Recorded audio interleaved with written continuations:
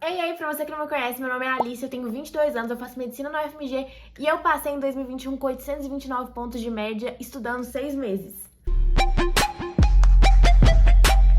E hoje o tema desse vídeo é um tema muito requisitado por todos, que é como montar o seu cronograma de estudos pro Enem. Então eu vou dar umas dicas de como você pode elaborar o seu cronograma baseado no que eu fiz, que eu acho que pode ajudar bastante você. Primeira coisa, você precisa ter um cronograma para usar de base. Você não pode simplesmente ir lá na matriz curricular do Enem, pegar quais são as matérias que caem no Enem e estudar de qualquer forma. Porque, gente, existe uma linha cronológica para esse aprendizado. Tem algumas matérias que são pré-requisitos para você poder aprender outras. Então, assim, não adianta você ir lá e pegar qualquer matéria, aprender de qualquer forma, não vai ser eficaz. Então você precisa usar um cronograma como base, um cronograma que foi justamente elaborado por pessoas que têm conhecimento dessas áreas e sabem exatamente quais matérias devem ser aprendidas primeiro e quais devem ser aprendidas lá no final. Pra você que não tem cursinho e tá estudando por conta própria, ou pra você que até tem cursinho e não gosta do cronograma do cursinho, que é algo melhor, existe a plataforma do Repertório Oficial, que lá eles disponibilizam um cronograma gratuitamente, com justamente tudo que você tem que fazer em cada semana pra chegar lá no Enem com a sua matéria 100% concluída. Dessa vez eu vou mostrar pelo celular pra vocês verem que é muito fácil o acesso por qualquer dispositivo. Você vem aqui, pesquisa por Repertório Oficial,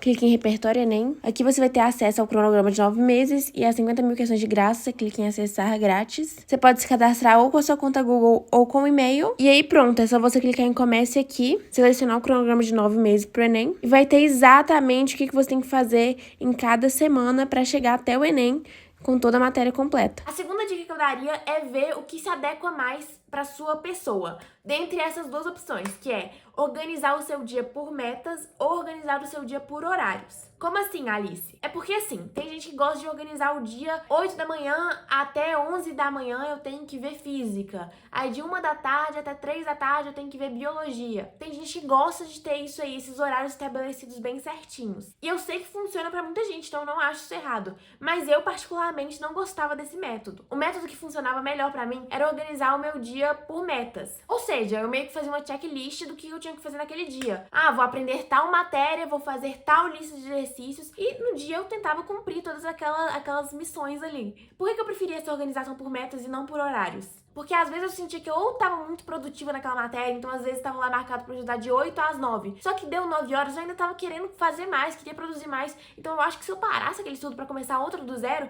seria improdutivo, sabe? Não me ajudaria. Ou se fosse o contrário, se eu tivesse uma matéria e aquela matéria não estivesse rendendo, eu ainda teria que continuar fazendo aquela matéria pra cumprir meu horário. O que eu também acho que seria improdutivo. Então quando eu organizava por metas, eu organizava na ordem que eu queria. Então se eu cansei de física, eu posso trocar pra biologia, porque vai ter lá uma atividade de biologia pra fazer, entendeu? Fora que eu achava que me dava mais flexibilidade, então às vezes eu tinha um médico pra ir. Não atrapalhava meu horário, porque eu podia remanejar ali conforme a minha necessidade. Ou se eu acordei mais tarde num dia por causa de alguma coisa, também poderia fazer isso. Por isso que eu me adequei mais ao método de metas, mas eu sei que muita gente gosta de marcar o horário certinho. Física, biologia e tal, de tal hora até tal hora, eu acho super legal também. Você prefere assim, seu dia rende? Ótimo. A terceira dica, e essa é muito importante, muito. Sempre que você for planejar a ordem das matérias para você estudar, coloca que você tem mais dificuldade primeiro. Porque é quando você vai estar mais descansado para poder aprender aquela matéria. Vai ser quando sua mente vai estar ali mais desestressada possível, você vai ter acabado de acordar e tal. Então bota que se tiver mais dificuldade como primeiro horário. Geralmente eu botava física, que eu já falei 1000 vezes que é a minha matéria com maior dificuldade. Geralmente eu começava meu dia por física. E nesse sentido também vale a pena você colocar a matéria que você tem mais dificuldade na segunda-feira pela manhã. Porque você teve domingo que provavelmente, né, a maioria das pessoas colocam como dia off, então você tá mais descansado. Então você começar pela matéria que você tem de mais dificuldade é muito melhor pro seu aprendizado. Quarta dica.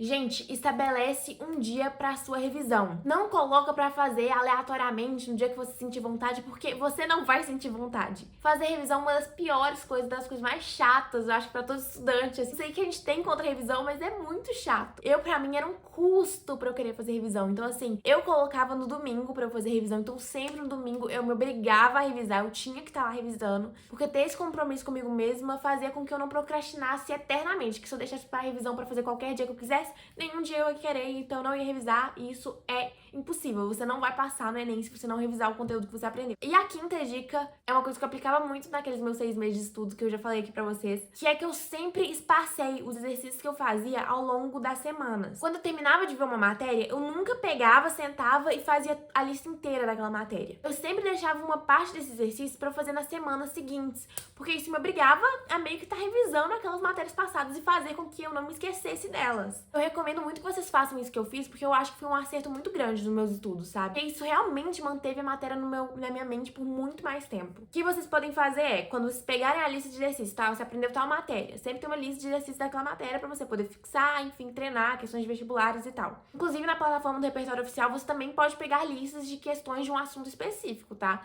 Enfim, daí você vai fazer os exercícios até você sentir que você tá ok com aquela matéria. Tipo, entendi o que essa matéria tá me ensinando aqui. Geralmente, pra eu ter esse pensamento, eu tinha que fazer metade da lista, ou 2/3 da lista. E o resto, eu realmente deixava em branco. E eu tirava um dia na minha semana pra refazer as listas da semana passada. Acho que deu pra entender um pouquinho, né? Coloque um dia na sua semana, não é o dia inteiro, tá, gente? É um horário daquele dia. Pra vocês pegarem todas as listas de exercícios que vocês fizeram na semana anterior e completar aquelas listas. Porque quando você aprende um único conteúdo em uma semana, é mais fácil daquilo sair da sua cabeça, né? Agora, se vocês passam em 2 semanas, já é mais tempo treinando aquilo. Às vezes, quando a lista era muito grande, eu espaçava até em 3 semanas. E realmente eu sentia muita diferença no aprendizado quando eu espaçava aquele conteúdo por mais tempo. E é isso, gente. Espero que tenham gostado.